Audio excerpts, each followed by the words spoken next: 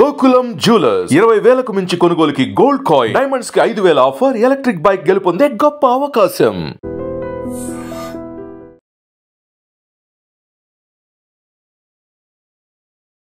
Lorry car ఢీకొన్న road ప్రమాదంలో ఒకే కుటుంబానికి చెందిన ముగ్గురు సొంత అన్నదమ్ములు తమ ప్రాణాలు కోల్పోవటం తీవ్ర విషాదం నెలకొంది.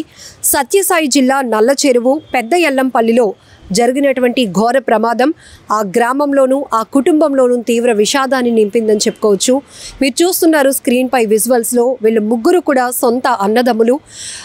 బంధువుల అంత్యక్రియలకు వెళ్ళి తిరిగి వస్తూ ఉండగా ఆగి ఉన్నటువంటి ఒక కంటైనర్ను వీళ్ళు ప్రయాణిస్తున్న కారు బలంగా ఢీకొనటంతో ఒక్కసారిగా ప్రమాదం జరిగింది. ఈ ముగ్గురు అన్నదమ్ములు కూడా అక్కడికక్కడే మృతి చెందినటువంటి ఘటన ఆ కుటుంబం జీర్ణించుకోలేకపోతోంది. ఎందుకంటే నార్మల్గానే ఒకరిని కోల్పోతేనే ఆ కుటుంబం తీవ్ర విషాదంలోనికి వెళ్తోంది. అలాంటిది ముగ్గురిని, అది కూడా వీరి ముగ్గురు కూడా రిటైర్డ్ ఎంప్లాయీస్ అని తెలుస్తోంది. ఇద్దరు ఇందులో రిటైర్డ్ ఎస్ఐలు, అలాగే ఒకరు లెక్చరర్ అని కూడా తెలుస్తోంది. అంటే జీవితం అంతా కూడా సెటిల్ అవ్వటానికి ఎంతో శ్రమించి కష్టపడిన వాళ్ళు ఇప్పుడు రెస్ట్ తీసుకోవాలి, పిల్లలు సెట్ అయ్యారు అనుకునే టైంలో ఇలా ఒకే ప్రమాదంలో ముగ్గురు అన్నదమ్ములు కూడా చనిపోవటం చాలా బాధాకరం అని చెప్పొచ్చు. ఎందుకంటే ఇక్కడ పూర్తిగా ప్రమాదానికి కారణం ఏంటి అనేది కూడా ఇంకా నిర్ధారణకు రాలేదు. పోలీసులు అయితే ఘటనా స్థలికి చేరుకొని ఇన్వెస్టిగేషన్ చేస్తున్నారు. ఎందుకంటే ఆగి ఉన్నటువంటి కంటైనర్ను వీళ్ళు ప్రయాణిస్తున్నటువంటి కారు ఢీకొనటంతో కారులో నలుగురు ప్రయాణిస్తే ఈ ప్రమాదంలో ముగ్గురు అక్కడికక్కడే చనిపోయినటువంటి పరిస్థితి. మృతదేహాలను అయితే పోస్ట్ మార్టం నిమిత్తం తరలించారు. ఆ తర్వాత పూర్తి స్థాయిలో ఇన్వెస్టిగేషన్ కూడా పోలీసులు చేస్తున్నారు. ఇక్కడ ఒకవేళ ఈ ప్రమాదానికి కారణం ఓవర్ స్పీడా, లేకపోతే డ్రైవ్ చేస్తున్నటువంటి వ్యక్తి నిద్రమత్తులో ఉండటమా, లేకపోతే పార్క్ చేస్తున్నటువంటి కంటైనర్ రాంగ్ డైరెక్షన్లో ఉందా, ఇవన్నీ కూడా పోలీసులు ఇన్వెస్టిగేషన్లో తేలాల్సి ఉంది. ఎందుకంటే ఆగి ఉన్నటువంటి ఒక కంటైనర్ను వీరు ప్రయాణిస్తున్న కారు బలంగా ఢీకొనటంతో అక్కడికక్కడే ముగ్గురు ప్రాణాలు కోల్పోయారు. ప్రమాదం జరిగిన తీరు కూడా హృదయాలను కదిలేస్తోంది. ఎందుకంటే ఇంత దారుణమైనటువంటి పరిస్థితిలో వీళ్ళు ప్రమాదానికి గురయ్యారు అనిపిస్తోంది.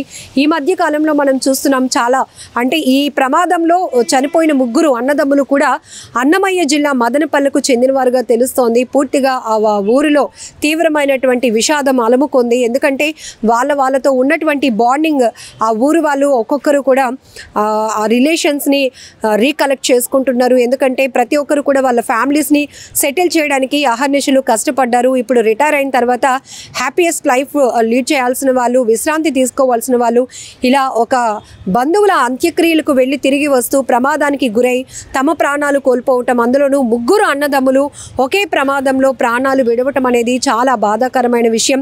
ఎవరు జీర్ణించుకోలేకపోతున్నారు. ఇంకా కుటుంబ సభ్యులైతే మాత్రం ఓదార్చడం కూడా ఎవ్వరి తరం కావటం లేదు. ఎందుకంటే ఒకరు చనిపోతేనే గుండెలు అవిసేలా రోధిస్తారు ఉంటారు కుటుంబ సభ్యులు. అలాంటిది ముగ్గురిని ఒకేసారి కళ్ళ ముందు అలా జీవోత్సవంలా ఉంటే అలాంటి పరిస్థితిలో వాళ్ళు ఎలా తట్టుకోగలుగుతారు అనేది కూడా ఇప్పుడు పెద్ద చర్చనీయాంశమైంది. అసలు ప్రమాదానికి కారణం ఏంటి అనే దానిపైన పోలీసులు అయితే విచారణ కొనసాగిస్తున్నారు.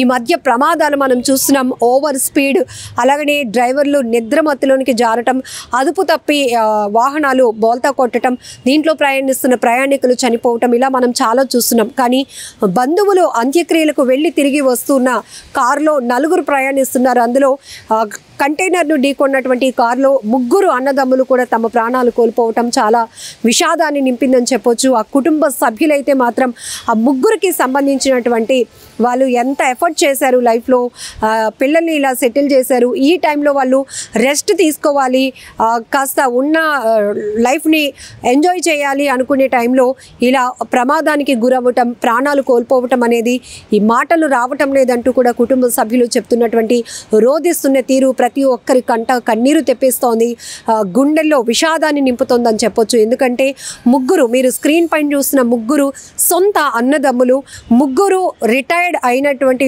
పర్సన్స్ ఈ ప్రమాదంలో చనిపోవడం వల్ల ఆ కుటుంబాలు మొత్తం ఎంత రోధిస్తున్నాయో కూడా మనం ఊహించడానికే చాలా బాధగా ఉంది.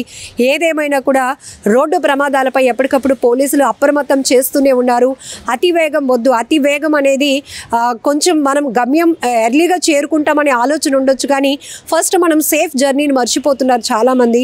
ఇక్కడ ఈ ప్రమాదానికి కారణం ఏంటి అనేది సుస్పష్టంగా ఇంకా పోలీసులు అయితే తెలపలేదు, కానీ ఆగి ఉన్నటువంటి కంటైనర్ను ఢీకొనటం వల్లే ఈ ప్రమాదం జరిగినట్టు. ఆ కంటైనర్ పార్కింగ్ సిచ్యువేషన్ ఎట్లా ఉంది, రోడ్డుకి కాస్త హైవే పైన పార్క్ చేస్తున్నారా, లేకపోతే అక్కడ ఆగి ఉన్నటువంటి పార్కింగ్లో ఉన్నటువంటి కంటైనర్కు సంబంధించిన ఇండికేషన్స్ ఏమి వీళ్ళు చూసుకోలేదా, స్పీడ్గా వెళ్తూ ఉందా కారు, ఇవన్నీ కూడా పోలీసుల ఇన్వెస్టిగేషన్లో తేలాల్సి ఉంది.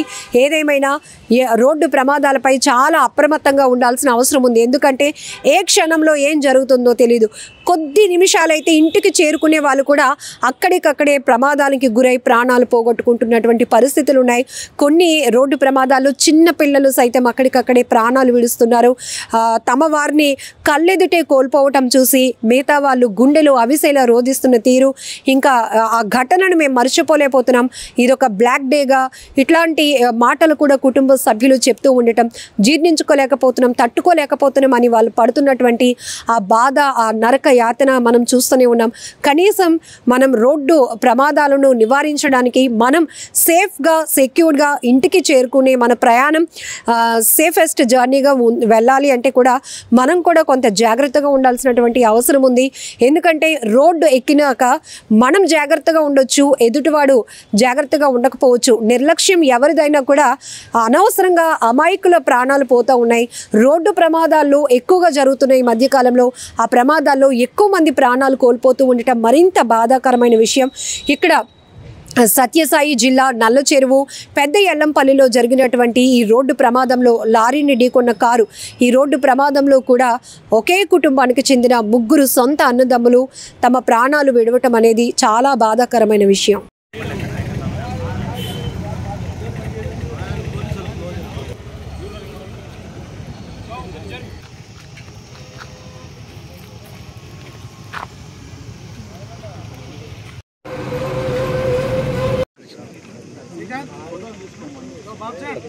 తీసుకున్నాడు సార్.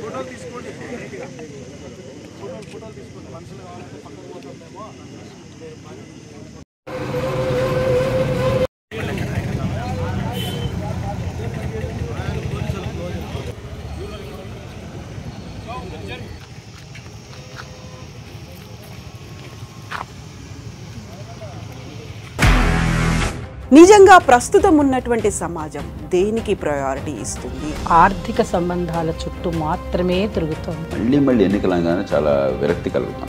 మంచి అనిపిస్తుంది కదా, లేడీస్ కూడా ఛాలెంజింగ్ జాబ్స్ చేసినప్పుడు చాలా బాగుంటది. ట్రాఫిక్ అసిస్టెంట్స్ గా నియమించిన ట్రాన్స్జెండర్స్ అందరితో సాల్యూట్ చేయించుకుంటున్నారు. ఫుడ్ డెలివరీ ఇవ్వటానికి వెళ్ళినటువంటి డెలివరీ బాయ్ అనిల్ పై కళ్ళ ముందు